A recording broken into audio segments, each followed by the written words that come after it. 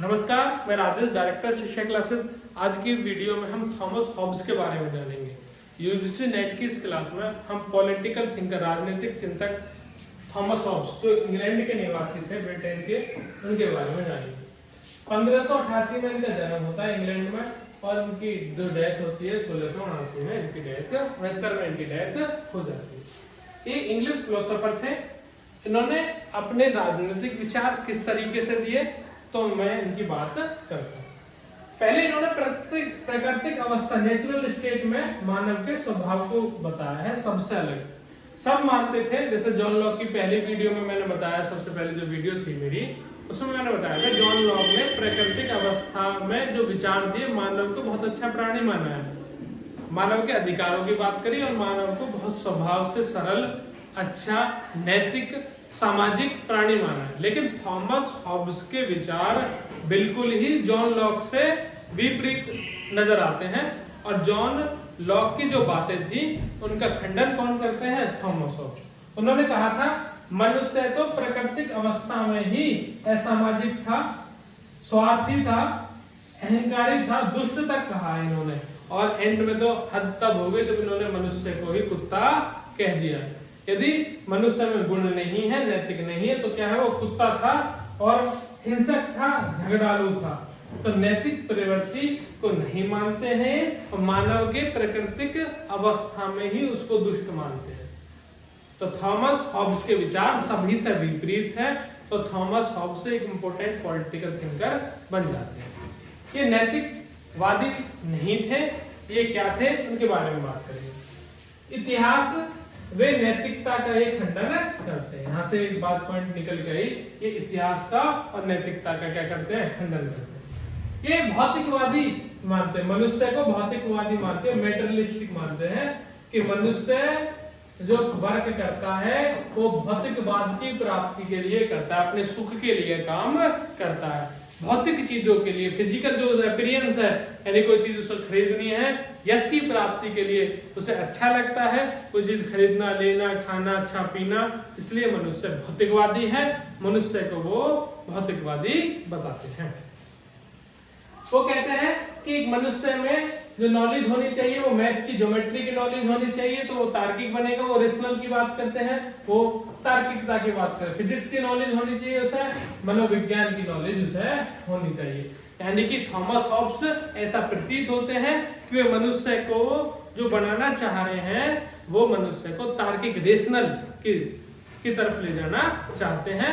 यानी कि वो प्राकृतिक अवस्था को दुष्ट बताते हैं और जो नई पीढ़ी है उसमें रेशनलाइजेशन की बात, वो तार्किकता की बात करते हैं, लॉजिकल रीजनिंग की वो बात करते हैं। फिर अब इस मनुष्य को उन्होंने बताया भी, उनको यदि मनुष्य को कंट्रोल करने के लिए एक निरंकुश राजा चाहिए। कैसा राजा? डिक्टेटरशिप टाइप राजा। और राजा वो व्यक्तियों के लिए ही काम करे। व्यक्ति आपस में झगड़ रहे हैं, लड़ रहे हैं, ठीक है, और व्यक्ति की व्यक्ति से लड़ाई चल रही है, तो उन्होंने कहा कि इसको कंट्रोल करने के लिए एक राज्य का निर्माण होना जरूरी है। तो उनकी एक पुस्तक थी, बहुत फेमस पुस्तक थी थॉमस हॉब्स की, लेवियाथन। और लेवियाथन ने उन्होंने जिक्र किया है कि मनुष्य को कंट्रोल करने के लिए एक राजाशाही, एक निरंकुश राजा की जरूरत पड़ी। और निरंकुश राज्य के बाद वो राज्य की बात करते हैं कि राज्य को अपने आप, राज्य हो, समाज हो, सरकार हो, बात एक ही है।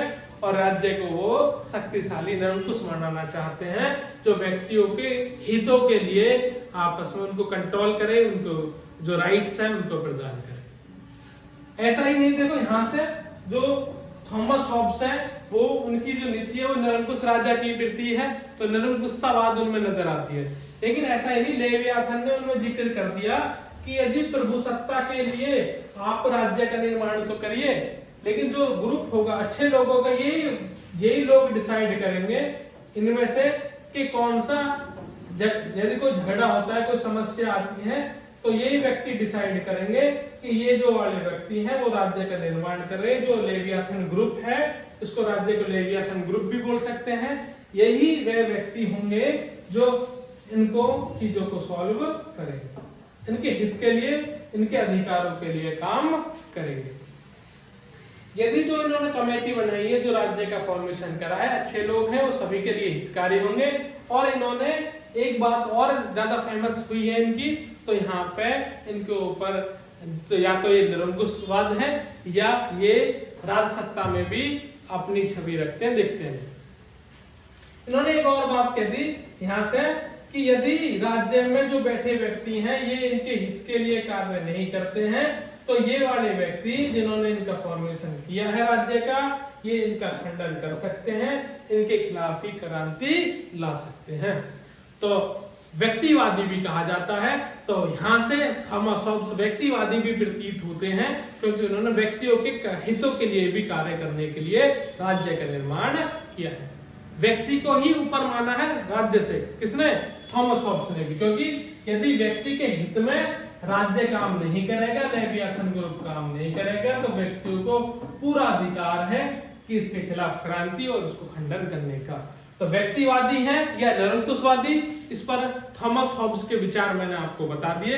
इसमें बहस छिड़ी हुई है, कोई राजशाही कहता है, कोई व्यक्तिवादी कहता है। तो मेरे हिसाब से जो थॉमस हॉब्स हैं वो एंड में व्यक्तिवादी भी हो चुके हैं। शुरुआत में वो राजशाही थे, क्योंकि व्यक्ति दुष्ट मानते हैं, नीच मानते हैं, व्यक्ति को कुत्ता मानते हैं, तो उनको कंट्रोल करने के लिए राजशाही चाहिए, एक डिक्टेटरशिप चाहिए, और उसके बाद एक राजा चाहिए, मतलब राजा जो है उसमें तानाशाही होनी चाहिए, एक राजशाही होनी चाहिए, तो सत्ता को संभाल ले डर के। डर भी जरूरी है, वो मानते हैं डर भी जनता में जरूरी है, लेकिन उसके बाद वो व्यक्तिवादी भी हैं, उनके हितों की बात भी करते हैं।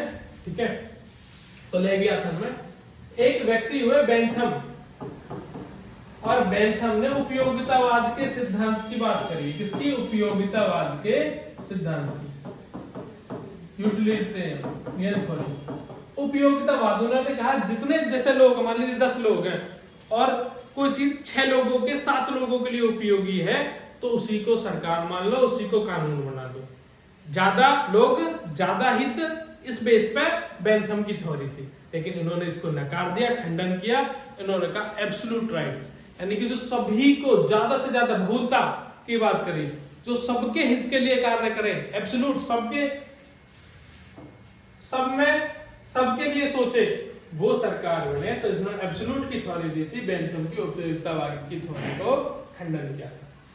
इन्होंने कहा, देखो भी मैंने बताया था सोशल कॉन्ट्रैक्ट, सामाजिक समझौता, जब व्यक्ति आपस में लड़ रहे थे तो उन्होंने मिलकर सहमति से के झगड़े खत्म हो, ठीक है, वस्तुओं पर एक दूसरे की जान मानी ना हो, तो उन्होंने अपने सोच के साथ बैठ के सबके लिए उपयोगी हो ऐसा राज्य का निर्माण किया।